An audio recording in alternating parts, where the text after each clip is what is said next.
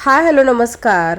आज आपण बनवणार आहोत अगदी झटपट पद्धतीने पौष्टिक चवदार असा डाळ पालक। त्यासाठी एक पालकची जुडी आहे ती निवडून घेतलेली आहे। पालक सुरुवातीला स्वच्छ धुवून घेतलेला आहे आणि त्यानंतर तो चिरून घेतलेला आहे। कोणतीही पालेभाजी असो ती सुरुवातीला धुवून घ्यायची आणि मग चिरायची, म्हणजे त्यातील पोषक घटक आहेत ते वाया जात नाहीत। या ठिकाणी एक पालकची जुडी अशा पद्धतीने मी चिरून घेतलेली आहे। पालक आपल्याला कुकरमध्ये शिजवून घ्यायचा आहे। तुम्ही कुकरऐवजी कुकरच्या भांड्यामध्येही पालक शिजवू शकता, पण मी डायरेक्ट छोट्याशा कुकरमध्ये पालक शिजवून घेणार आहे। या ठिकाणी मी 1 वाटी तूर डाळ वापरलेली आहे। तूर डाळ आपल्याला 2 ते 3 वेळा पाण्याने स्वच्छ धुवून घ्यायची आहे आणि त्यानंतर ती पालकमध्ये मिक्स करायची आहे। त्यामध्येच मी घातलेला आहे 1 टोमॅटो आणि 2 हिरव्या मिरच्या। या ठिकाणी हिरव्या मिरच्या तुम्ही आवडीनुसार कमी जास्त करू शकता। त्यामध्ये मी मुठभर कच्चे शेंगदाणे घातलेले आहेत, यामुळे डाळ पालकला खूप छान टेस्ट येते। आणि त्यामध्ये पाणी घालून आपल्याला डाळ पालक आहे तो व्यवस्थित शिजवून घ्यायचा आहे। तर या ठिकाणी कुकरच्या मी 4 शिट्ट्या करून घेणार आहे। या कुकरमध्ये 4 शिट्ट्यामध्येच तूर डाळ आहे ती अगदी व्यवस्थित शिजते। या ठिकाणी पाहू शकता 4 शिट्ट्या कुकरच्या झाल्यात। कुकर थंड झालेला आहे आणि त्यानंतर आपल्याला डाळ पालक आहे ते व्यवस्थित रवीच्या साहाय्याने घोटून घ्यायचं आहे, गरगटून घ्यायचं आहे, म्हणजे डाळ पालक टोमॅटो व्यवस्थित मिक्स होतील आणि त्यानंतर आपल्याला खमंग अशी फोडणी करून घ्यायची आहे। या ठिकाणी कढई गरम करायला ठेवलेली आहे। कढई गरम झाली की त्यामध्ये घालूया तेल। तेल व्यवस्थित गरम झाले की आपल्याला जिरी मोहरी आणि लसणाची छान कडकडीत अशी फोडणी करून घ्यायची आहे। यामध्ये घालूया अर्धा चमचा मोहरी। मोहरी छान तडतडली की घालूया अर्धा चमचा जिरे।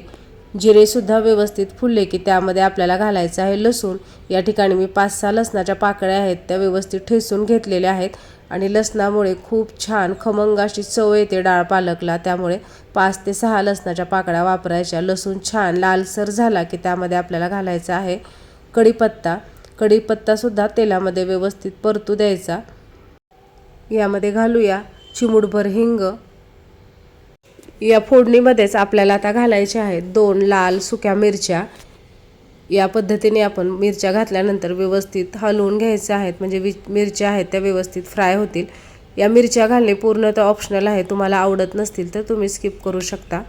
त्यामध्ये घालूया थोडीशी हिरवी कोथिंबीर। कोथिंबीर सुद्धा आपल्याला थोडीशी तेलामध्ये फ्राय करून घ्यायची आहे, त्यामुळे भाजीला छान चव येते आणि आपली खमंग कडकडीत अशी फोडणी आहे ती तयार झालेली आहे।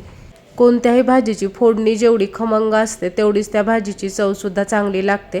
तर आपल्या या खमंग फोडणीमध्ये आता घालूया पाव चमचा हळद, अर्धा चमचा लाल तिखट। सुरुवातीला आपण 2 हिरव्या मिरच्या सुद्धा वापरलेल्या आहेत, त्यानुसारच आपण लाल तिखटाचा वापर करायचा आहे। यामध्ये आता घालूया शिजवलेला पालक आणि डाळ। तर या ठिकाणी तुम्हाला जी भाजी आहे कितपत घट्ट किंवा पातळ हवी यानुसार या ठिकाणीच तुम्ही गरम पाणी आहे ते ॲड करू शकता। आणि यात घालायचं आहे चवीप्रमाणे मीठ आणि सगळ्यात शेवटी आपल्याला घालायचं आहे थोडासा गूळ।